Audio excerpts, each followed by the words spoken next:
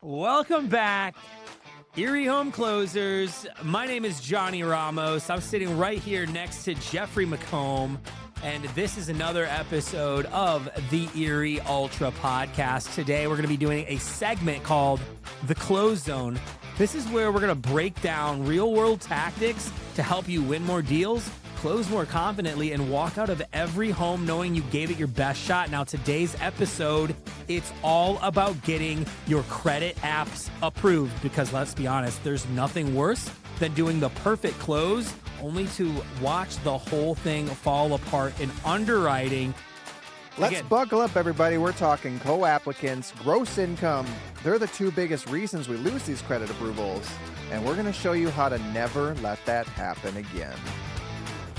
So the two reasons you just said, Jeffrey, you're losing loans because let's start with the truth. Most rejections come down to just two issues. It's the app is in one name, but the home has two homeowners, or you're submitting net income instead of gross income. So pop quiz, Jeffrey, gross income versus net income. Can you give me an example of each of those in one sentence? Yeah, I would say it to the homeowner that your gross income is the amount of money that your employer pays you, where net income is the amount of money that's on your paycheck. And banks want to see gross. Yeah, banks want to see that gross income. Let's see. Let's do a quick game here while you're in your car or wherever you're at listening to this. We're just going to do a quick game. I'm going to say what the homeowner makes, and then you're going to guess or tell me what they make a month. So are you ready? I'm going to give you enough time to do the calculations in your head. So if somebody makes $1,000 a week, how much is that a month? Yeah, you guessed it right. $4,330 a month. And so let's do this again. $2,000 every week. $4,330 again. $25 an hour, 40 hours a week. $4,333. So it seems like that's actually hard. Yeah, it actually really. I wish there was something out there that we could just use or something that was just available for me or for all the reps that you can easily just reference, like some sort of guide that you could go to that's easily accessible. But I don't think we even have something like that. That would take hours or maybe even years for us to even develop. So right now, what's this? I have a flow chart. A flow chart? Will that work? From the heavens itself, the gross income flow chart. Jeffrey, coming in clutch here. So again, Jeffrey, do you want to explain what I'm looking at right here? Whenever I did my finance applications, I would start with the question, how often do you get paid? Because that's really going to tell you what you need to know as far as following this chart and maximizing those approval odds. So if they get paid every week, all right, is it a salary or is it hourly? And it's going to take you to a few different spots. So hourly, the only thing that you want to pay attention to is it more than 40 hours because that brings in overtime, people.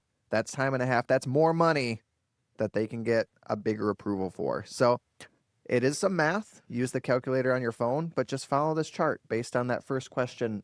How often do you get paid? So very simple, guys. Again, I'm not no math expert or anything like that.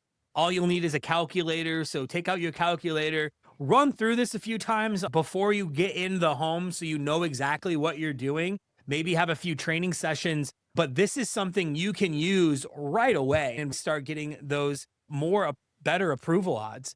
Yeah. And another thing we see often is income underreported because you don't realize what counts, but you need to make sure that you are calculating that overtime. You are calculating those bonuses that they get. You are checking in all that side income. Are they DoorDash and Uber? Who knows? I don't know what they got going on. Yeah. So again, make sure reporting everything. Don't just take what their job is at face value. If they're getting paid anywhere else, if there's a 401k coming in, if they're getting child support or alimony, anything like that, all that stuff can go on your credit apps.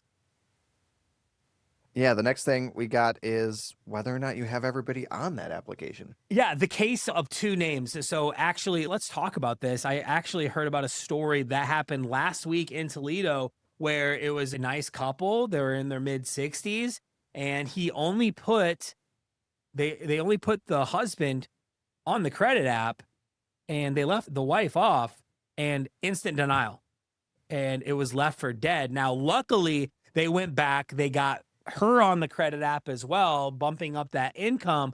But that's something that you can do very easily, and that could be very easily avoided in the home. So again, the moral of the story is checking and making sure that everybody that's on the deed of the home, or everybody that can be on that credit application, just to boost your approval odds.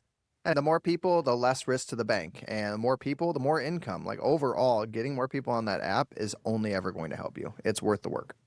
So checklist in the home. Here's some rep hacks that you can use today. Number one, ask if both homeowners are on the mortgage or deed. Number two, confirmed everyone involved is signing the credit app. Translate income into monthly gross. That's number three. And number four is use calculators. Come on, guys. Don't do it in your head. Use a calculator. Get it those most accurate credit information and income information that you can. That's it, guys. That's the difference between you winning a deal and you losing it. So again, yeah, guys, thanks for listening in. We're going to be coming on with more of these podcasts, with more of these closed zone segments. We'll have guests, we'll have speakers, we'll have more of Jeffrey McComb's face. Thanks for joining us. I'm Johnny Ramos. I'm Jeffrey McComb. Until next time.